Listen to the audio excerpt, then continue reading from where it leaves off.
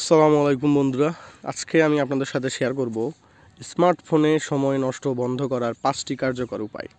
আজকের ডিজিটাল যুগে স্মার্টফোন আমাদের জীবনের অবিচ্ছেদ্য অংশটা আমরা সবাই জানি, কিন্তু কখনো কি ভেবে দেখেছেন এই ফোনটাই আমাদের সবচেয়ে বেশি সময় নষ্ট করছে? একটু সচেতন হলেই আমরা এই সময়গুলোকে কাজে লাগাতে পারি। আসুন আমরা জেনে নেই স্মার্টফোনের সময় নষ্ট বন্ধ করার 5টি কার্যকর উপায় কী কী।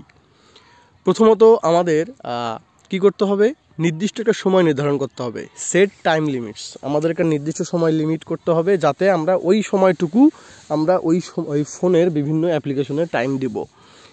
স্মার্টফোন ব্যবহারের জন্য প্রতিদিন একটা নির্দিষ্ট সময় আমরা ম্যানেজ করব, আর ওই টাইমটাই শুধু আমরা স্ক্রিন টাইম ফিচার করব।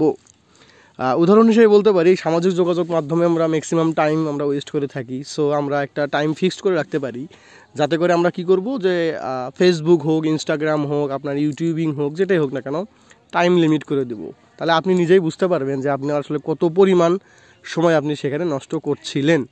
তো প্রথম পয়েন্ট কি, আমাদের নির্দিষ্ট সময় নির্ধারণ করা।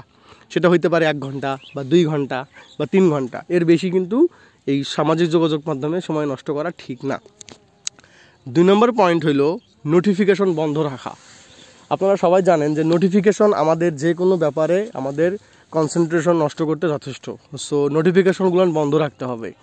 আপনার যখন ফিল হবে যে এখন মোবাইলটাকে চালাইতে ইচ্ছা করতেছে, তখনই আপনি ফোনটা নেন এবং কিছু নির্দিষ্ট সময়ের জন্য আপনি ফোনটা তখন ব্যবহার করুন, এবং ব্যবহার করার প্রয়োজন শেষ হয়ে গেলে ফোনটা আবার রেখে দিন।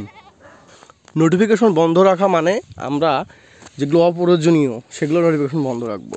প্রয়োজনীয়র মধ্যে আছে কারো দেখা যায় হোয়াটসঅ্যাপে শুধুমাত্র জরুরি কথাবার্তা আপনারা করেন, বা ইমেইলের থ্রুতে আপনারা জরুরি কথাবার্তা বলেন, বা ফোনের যে ইনবক্স মেসেজ আছে সেইটা জরুরি কাজকর্মের জন্য ইউজ হয়। তো আপনারা শুধু জরুরি যেগুলো সেগুলো শুধু ওপেন রাখবেন নোটিফিকেশন। বাট অন্যান্য যেগুলো আছে, ধরেন মেসেঞ্জার, ফেসবুক বা ইউটিউবে একটা ভিডিও আসছে, আপনাকে নোটিফিকেশন দিল যে নিউ ভিডিও, হ্যাঁ, তো এভাবে আপনার টাইম অনেক বেশি নষ্ট হতে পারে।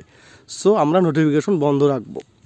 3 নম্বর আসলো টু ডু লিস্ট তৈরি করা। Create a to do list.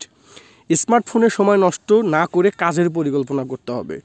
প্রতিদিনের কাজগুলোর একটা লিস্ট করতে হবে যে আজকে আমি কি কি কাজ করব, তাহলে আমি সেই হিসাবে কাজের দিকে ফোকাস করব, এবং তাহলে দেখতে পাবো আমি আমাদের যে সোশ্যাল মিডিয়ায় টাইম ওয়েস্ট বা মোবাইলে টাইম ওয়েস্ট করতেছি, সেটা হোক গেমের থ্রোতে বা অন্য কিছুর থ্রোতে, সেই টাইমটা অটোমেটিক্যালি কমে আসবে। তারপরে আমরা আসি 4 নাম্বার কি, অপ্রয়োজনীয় অ্যাপগুলো ডিলিট করে দেওয়া। অপ্রয়োজনীয় অ্যাপ বলতে দেখা যায় অনেকের ফোনে কিছু প্রয়োজনীয় অ্যাপের সাথে সাথে অনেক কিছু অপ্রয়োজনীয় অ্যাপ থাকে, যেগুলোতে আসলে হয় কি, একটু ইচ্ছা করলো ঢুকলাম, একটু ইচ্ছা করলো স্ক্রল করতেছি, ঢুকতেছি। সো যেগুলো অপ্রয়োজনীয় সেগুলোতে না ঢুকানোর জন্য সবথেকে বেটার হইলো আপনি ওই অ্যাপসটাই ফোনে রাখবেন না। হ্যাঁ, এটা হইলে হবে কি, আপনার ওখানে যেটুকু টাইম যাইতো সেটা একদম আর যাবে না, একদম বন্ধ হয়ে যাবে ওই টাইমটা। 5 নাম্বার এবং যেটা সবথেকে কার্যকরী বলে আমি মনে করি, সেটা হলো অফলাইন টাইমকে এনজয় করা। Enjoy your offline time. Smartphone রেখে আমাদের প্রকৃতি, পরিবার, বন্ধুবান্ধব সবার সাথে টাইম কাটানোর যে একটা ব্যাপার, এইটাকে আমাদের ফোকাস করা উচিত। কারণ আমাদের এই লাইফ, এই যে আমাদের এত যান্ত্রিকতায় পরিপূর্ণ লাইফ, এটার থেকে আমাদের যে রিয়েল প্রাকৃতিক যে লাইফ, এই লাইফটা আমাদের লিড করা উচিত। ঠিক আছে। সর্বোপরি স্মার্টফোন আমাদের জীবনের গুরুত্বপূর্ণ অংশ হলেও এটি ব্যবহারের সঠিক উপায় না জানা থাকলে এটি নষ্টের কারণ হয়ে দাঁড়ায়। একটু পরিকল্পনা করলেই আপনি স্মার্টফোনের সময় নষ্ট না করে তা আরও কার্যকরভাবে ব্যবহার করতে পারবেন। আর সবসময় মনে রাখবেন, সময় আমাদের সম্পদ। এটি সঠিকভাবে ব্যবহার করার মধ্যেই আমাদের জীবনের সফলতা নির্ভর করছে।